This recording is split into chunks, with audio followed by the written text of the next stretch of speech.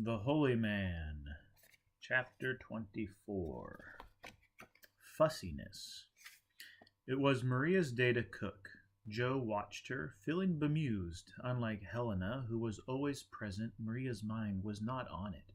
She was thinking of other things, a science experiment, no doubt, moving distractedly from one chore to the other, burning herself once, leaving the faucet running twice, and 3 times bumping some part of her body. Stifling exclamations. Gradually the monks entered the kitchen and placed themselves at the long table, first taking bowls from the open shelves, or plates if they were having scrambled eggs and toast instead of cereal. When Henry, the lawyer, sat down, Joe realized that he always sat in the same place at the table. The others, consciously or otherwise, had learned to leave it available for him. Thought Joe. Covertly, he looked at Henry.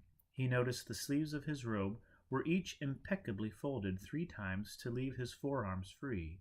Then he noticed that he wasn't taking any food, had not even selected a plate or bowl. Watching, Joe learned that Henry was waiting for the blue plate that Helena was using. When she was finished and had washed it, Henry went to get it for himself, then sat down again at his place, serving himself from the platter on the table, a portion of, by now, rather cold eggs. Henry did not used to be so particular, Joe thought. The next morning, Joe sat down in Henry's place. When Henry came in and saw Joe there, he flushed, feeling upset. Joe was imperturbable and seemed to take no notice. The others did notice and were uneasy. Henry stood irresolute, paced a little, then took his blue plate and sat down elsewhere. That night, when they were free to talk, he went up to Joe and asked, "Why did you sit down at my place at the table this morning?" "I feel that it was intentional." For an answer, Joe seized Henry's thrice-folded sleeve and pulled it down. He walked away. "What is the matter with you, Joe?" Henry asked the others, feeling bewildered. "He must think something is the matter with you," said Maria.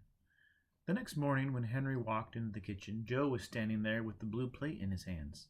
He dropped it on the floor. It broke. Everyone was astonished. Joe got the broom and dustpan and cleaned it up. That evening, Henry lay in wait for Joe and nabbed him when he came to the common room.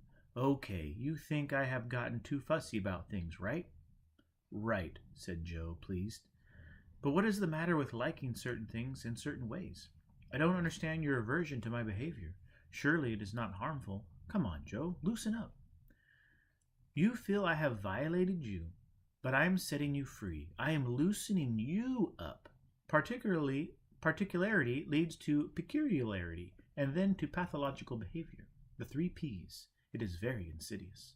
You would eventually end up in a box. If you try to control your environment, it will soon control you, and everyone else around you will always have to be making adjustments to your maddening idiosyncrasies."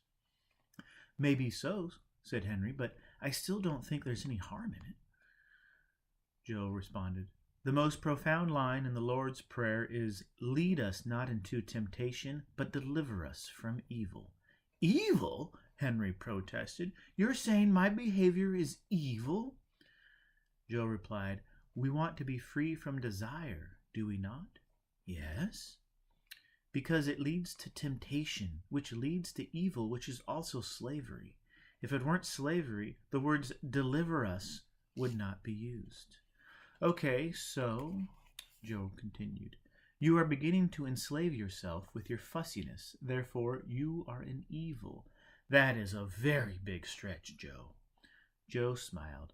"Yes, but I like it. I have shown you how to deliver yourself. Now you will be free to love, free to be good." Henry shook his head.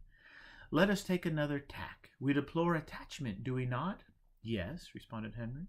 "Because attachment leads to suffering." "Yes," said Henry. "You are attached to your place at the table and to the blue plate.